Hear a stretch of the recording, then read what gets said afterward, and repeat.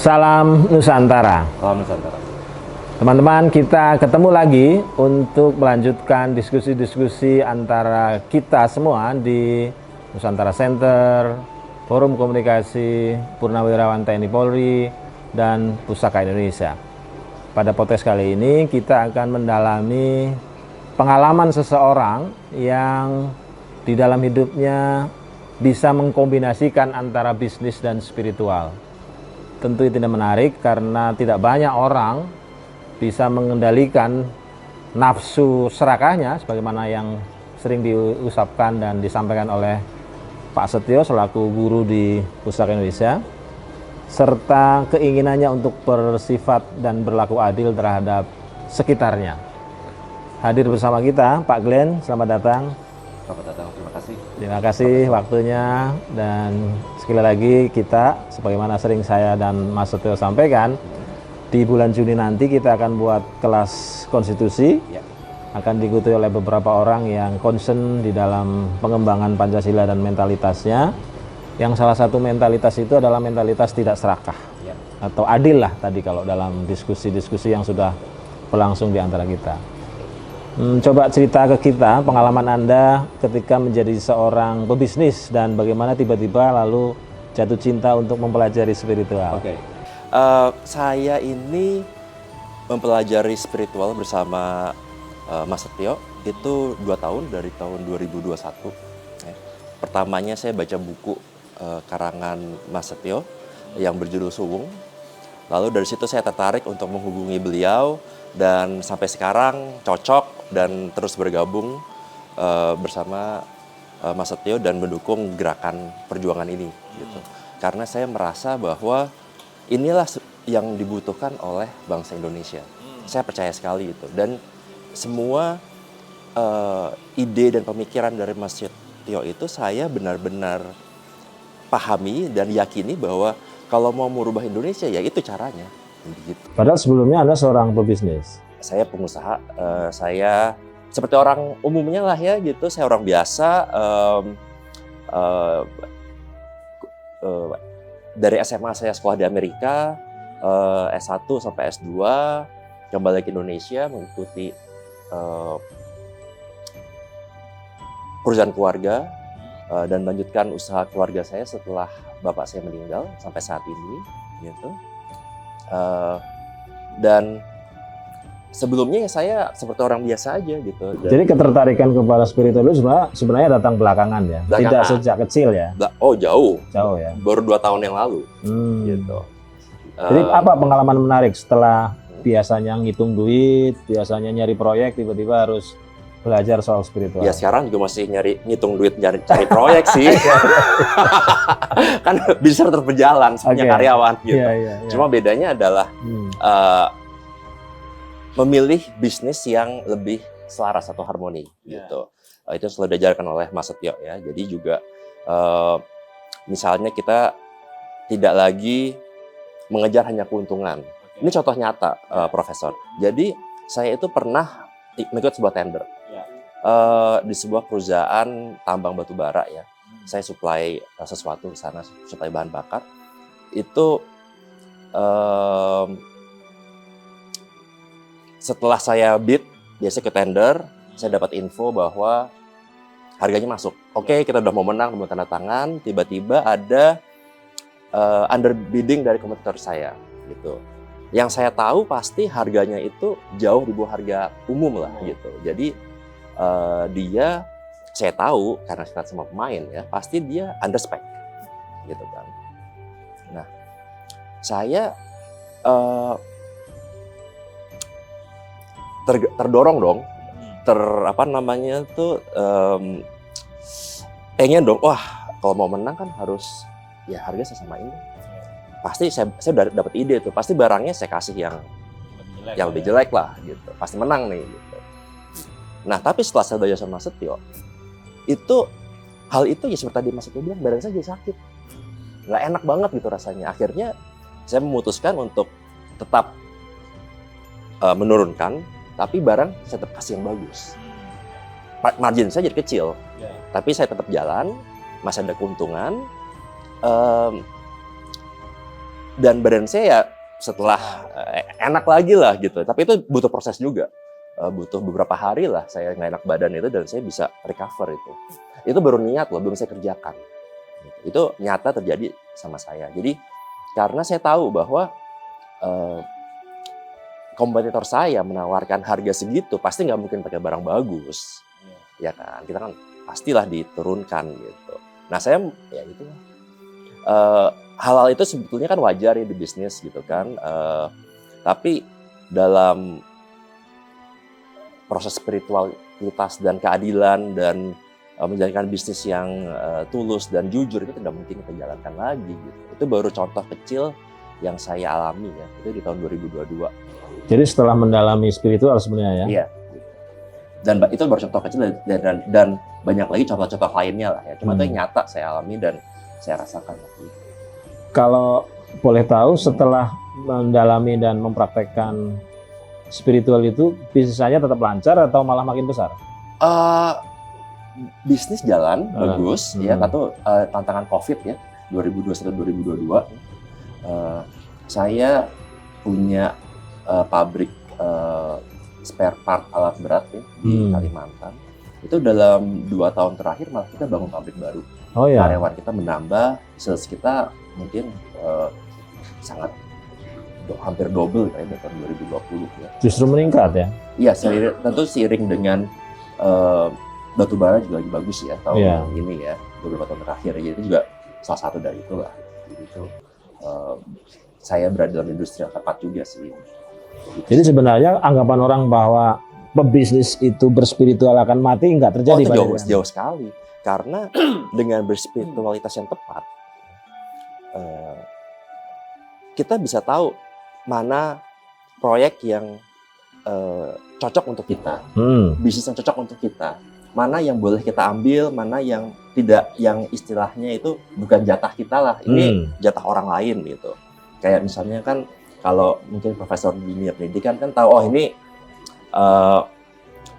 jabatan ini bukan bagian saya lah, ini yang lain aja. Kan udah ada hitung-hitungannya sendiri kan. Saya ngambil yang ini aja, tugas saya emang di sini. Itu porsi-porsinya tuh akan sangat jelas yang kita tahu gitu. Jadi spiritual itu membimbing Anda supaya tidak serakah tentu saja. Tidak serakah, meluluhkan ego, dan membuat semua itu dikerjakan dengan sepenuh hati dan dengan sukacita sih.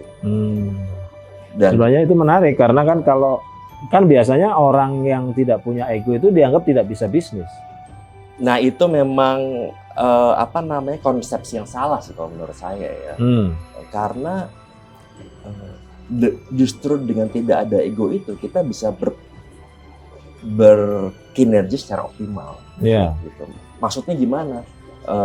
Orang suka berpikir bahwa tidak ada ego itu tidak ada serakah, orang jadi malas, tidak ada ambisi. Gitu.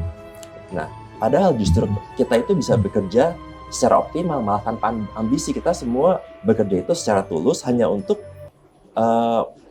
kepentingan orang banyak lah kasarnya gitu. Kayak saya bekerja, berkarya untuk mensupport klien saya secara totalitas, memberikan service yang terbaik dan produk yang terbaik untuk klien saya. Saya nggak mungkin lagi under spec misalnya gitu kan. Saya ambil margin sedikit ya oke lah, yang penting cicilan bank, gaji semua masih bisa dibayar gitu kan. Dan saya tentu dengan adanya proyek tersebut jadi makin naik. Jadi nanti tahun depan ya nanti kita lihat bagaimana, apakah ada perkembangan lainnya. Cuma kan faktanya jelas bahwa di bisnis saya itu sekarang selama 3 tahun ini ya saya bangun pabrik baru, karyawan saya juga makin bertambah. Ya, gitu. Jadi ada keyakinan yang justru tumbuh karena spiritual itu ya? Itu jauh sekali, itu yakin sekali. Dan kalau saya lihat ya, saya kan contoh nyata ini. Saya juga lihat bahwa bagaimana juga Mas Setio gitu ya. Saya ketemu beliau itu tahun 2021. Itu juga waktu itu beliau baru mendirikan sebuah perusahaan juga kan waktu itu. Perusahaan Avalon Consulting ya, yang manajemen consultant itu baru tanda tangan ke notaris waktu itu bercerita-cerita. Itu saya juga melihat bagaimana yang tadinya perusahaan itu dari nol itu sekarang bertumbuh seperti yang sekarang. Bagaimana dalam 2 tahun ini lembaga-lembaga yang dipimpin oleh Mas Setio itu juga bertumbuh gitu ya. Banyak semakin banyak pengikutnya, Hmm. semakin kualitas dari pengajaran maupun dari Kegiatannya. kegiatannya juga jauh sekali Meningkat. dengan 2 tahun yang lalu. Oke. Jadi itu saya juga melihat bahwa yang diajarkan itu dan prakteknya itu nyata gitu, bahwa telah terjadi pertumbuhan yang secara material terlihat gitu. Bukan cuma kita cuma wacana-wacana saja gitu. Itu sih. Kalau dalam soal implementasi, apa yang Anda lakukan di dalam bisnis itu? Misalnya kalau maksudnya mengajarkan kita harus hening cipta misalnya, atau mengajarkan welas asih, atau mengajarkan keadilan kepada karyawan. Gitu. Anda mempraktekkan itu dalam seperti apa? Kalau nomor 1 pasti saya itu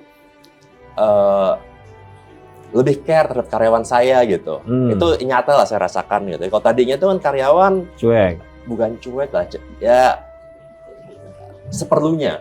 Seperlunya dalam arti ya 9 to 5, mereka melakukan tugasnya, saya gaji, gitu kan, gitu. Dan itu sebelum kenal spiritual lah ya? Itu sebelum kenal, ya wajar lah, very corporate lah gitu kan. Gitu. Kalau sekarang saya benar ya saya merasakan jauh lebih peduli tentang mereka gitu jadinya. Kalau kinerja mereka berkurang ada apa gitu kan. Terus misalnya ada mereka ada kesulitan ini itu keluarga atau apa gitu, itu saya lebih care, gitu. lebih ingin ngerti lah ya. Lebih ingin ngerti gitu. Itu sih. Kalau dulu kan ya very itu aja lah gitu. Normatif lah istilahnya gitu ya. Kalau soal gaji setelah belajar spiritual gimana?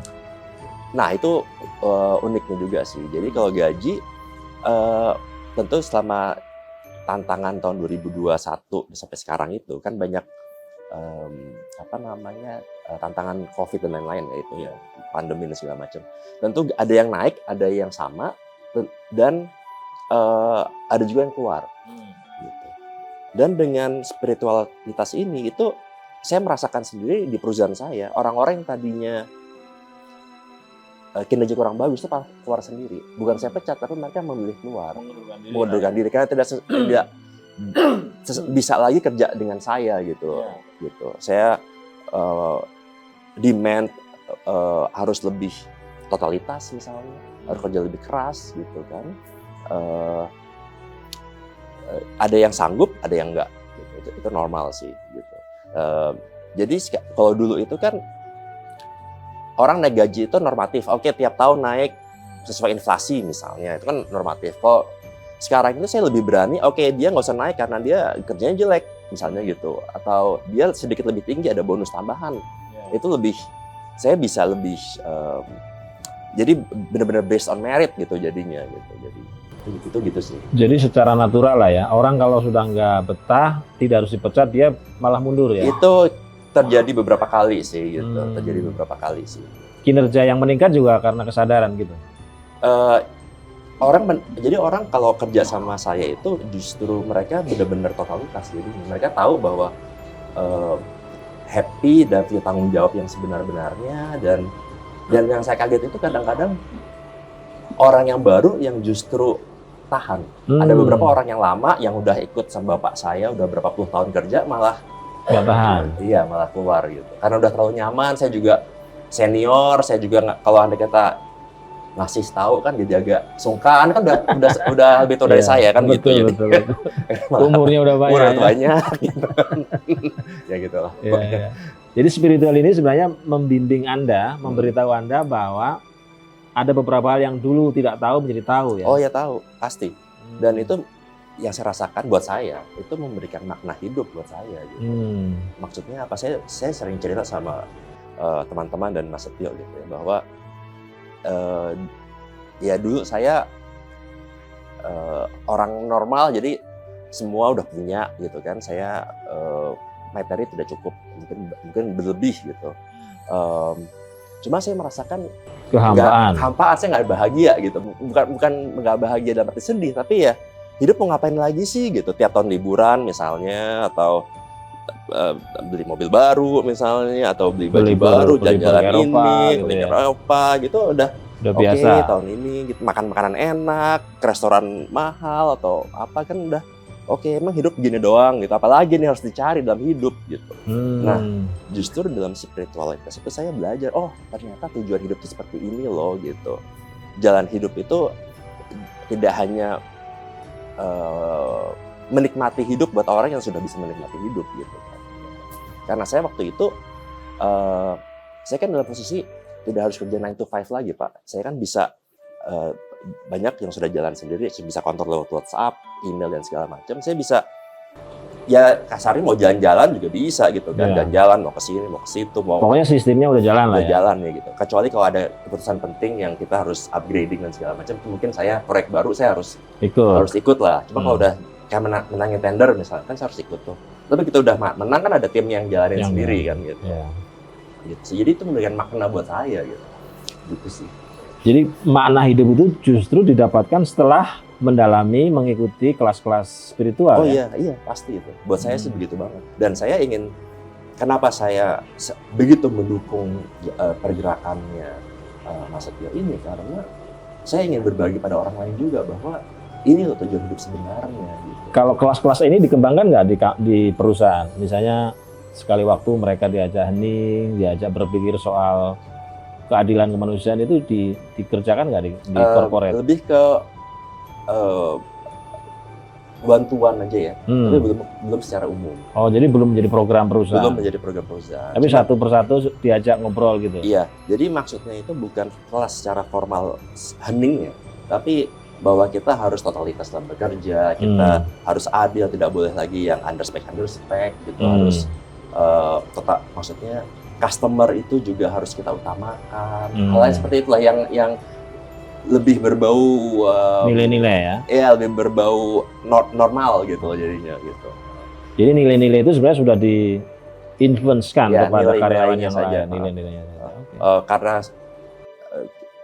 tentu kan kita juga ada lembaga yang Avalon Consulting itu ya, nanti kalau mereka akan membuat kelas-kelas yang menerapkan itu kepada korporasi pasti akan saya ikutin gitu.